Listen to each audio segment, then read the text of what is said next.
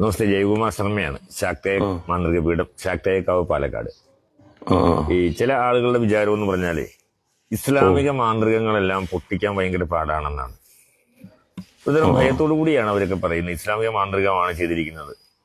എന്നാൽ മാന്ത്രിക കർമ്മങ്ങളിൽ ഏറ്റവും എളുപ്പം പൊട്ടിക്കാൻ സാധിക്കുന്ന സാധനം ഇസ്ലാമിക മാന്ത്രികമാണ്. നമ്മൾ ജ്യോതിഷം നോക്കുന്ന സമയത്ത് ഇസ്ലാമിക മാന്ത്രികമാണ് ചെയ്തിരിക്കുന്നത് ഏറ്റവും സ്പഷ്ടമായിട്ട് തെളിഞ്ഞു വരുന്നത് അത് തന്നെയാണ്. അവര് വളരെ ദുർബലമായിട്ടുള്ള പല ജിന്നുകളുമായിരിക്കും ഇവരുടെ മന്ത്രമൂർത്തികളും ബാധാമൂർത്തികളും. ഈ ജിന്നുകളെ തിളയ്ക്കാൻ മാത്രമല്ല, ജിന്നുകളെ എത്രയും പെട്ടെന്ന് തന്നെ ഇത് ആരാണോ വിട്ടിരിക്കുന്നത് അവരിലേക്ക് തന്നെ തിരിച്ചു വിടാനായിട്ട് വളരെ എളുപ്പം സാധിക്കുകയും ചെയ്യും. പൊന്നാര സ്വാമി, അതൊക്കെ സ്വാമിയുടെ വ്യാമോഹമാണ്. ABCD എഴുതിയിട്ട് ഈ മുട്ടയിലൊരു കാച്ചങ്ങോട്ട് കാച്ചിയുണ്ടല്ലോ സ്വാമി. സ്വാമി എന്നല്ല, സ്വാമിയുടെ സ്വാമി ഇല്ല, എന്നെ കൊണ്ട് ചെയ്യിക്കരുത്. അങ്ങനത്തെ ഉഗ്ര സാധനമുണ്ട്. പവറേഷൻ എന്ന് പറഞ്ഞൊരു ജിന്നുണ്ട്, അതങ്ങോട്ട് വിട്ടാല് പിന്നെ സ്വാമിയുടെ പണി തീർന്നു. പൊന്നാര സ്വാമി എല്ലാം ബഹുമാനം നിലനിർത്തിക്കൊണ്ട് പറയുകയാണ്, എന്തായാലും ജീവിക്കാൻ വേണ്ടി അന്ധവിശ്വാസം പ്രചരിപ്പിക്കുന്നു. അതിലും വർഗീയത കലർത്തല്ലേ. ഇവിടെ ഇപ്പോൾ വർഗീയത പഞ്ചസാരയിലും തേയിലയിലും വരെ വർഗീയതയാണ്. ഈ അന്ധവിശ്വാസത്തിൽ കൂടെ വർഗീയത കലർത്തി കഴിഞ്ഞാൽ എന്ത് ചെയ്യും സ്വാമി? എൻ്റെ പൊന്നാര സ്വാമി സ്നേഹത്തെ ഒരു കാര്യം പറയാനുണ്ട്. യഥാർത്ഥ മുസ്ലിമീങ്ങളെ സംബന്ധിച്ചിടത്തോളം അവർക്ക് മൂർഖനാടിനെയും മൂർഖ പാമ്പിനെ അറിയാം. അതിനപ്പുറത്തേക്ക് ഈ മൂർത്തികളെന്ന് അറിയാൻ വയ്യ. ജിന്നുണ്ട്, ഞങ്ങൾ വിശ്വസിക്കുന്നവരാണ് ജിന്നുണ്ട് എന്നുള്ളത്.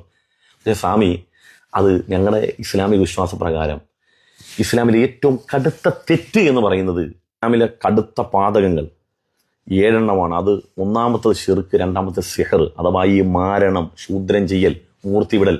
ഇത് ഇസ്ലാമിൽ വളരെ കടുത്ത തെറ്റാണ്.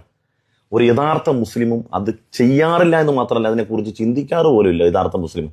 ഇത് നമ്മുടെ നാട്ടിൽ പണമുണ്ടാക്കാൻ വേണ്ടി കുറച്ച് വൃത്തികെട്ടവന്മാർ നടത്തുന്ന പണികളാണിതെല്ലാം. ഇതിലെല്ലാ വിഭാഗത്തിൽപ്പെട്ട ആളുകളുമുണ്ട്.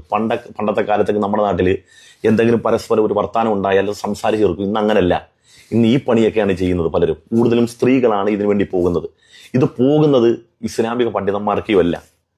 അത് സ്വാമി ആദ്യം മനസ്സിലാക്കണം. ഈ മൂർത്തി വിടാനും ഇത്തരം ശൂദ്രം ചെയ്യാനും മതപണ്ഡിതന്മാർ ഏറ്റവും കടുത്ത തെറ്റായതുകൊണ്ട് തന്നെ അവരിൽ 99.9% ആളുകളും അതിന് നിൽക്കലില്ല. കാരണം ഇത് ഗൗരവപരമായ തെറ്റായതുകൊണ്ട് മരണപ്പെട്ടു പോയ റബ്ബിന്റെ മുമ്പിൽ കുറ്റക്കാരാവുന്നു. യഥാർത്ഥ ഒരു മുസൽമാൻ അത് വിശ്വസിക്കുന്നതുകൊണ്ടിൽ ചെയ്യത്തില്ല. പിന്നെ ഏതെങ്കിലും വയറ് നടക്കുന്ന ഏതെങ്കിലും നാറികൾ ഇത് ചെയ്യുന്നെങ്കിലും ഉണ്ട്. അതുകൊണ്ട് എൻ്റെ സ്വാമിയോട് എനിക്ക് പറയാനുള്ളത്, സ്വാമി എന്തായാലും അന്ധവിശ്വാസം പ്രചരിപ്പിക്കുന്നു, അതുകൊണ്ട് സ്വാമി ജീവിക്കുന്നു. അതിനകത്ത് പിന്നെ വർഗീയത കലർത്തല്ലേ. ഞാൻ അതുകൊണ്ട് തുടക്കത്തിൽ പറഞ്ഞു, പഞ്ചസാരയിലും തേയിലയിലും അരിയിലും വരെ വർഗീയതയാണ്. ഈ അന്ധവിശ്വാസത്തിലും കൂടെ നിങ്ങൾ ഇത് കലർത്തി കഴിഞ്ഞാൽ കച്ചവടക്കാർ പൂട്ടിപ്പോവും.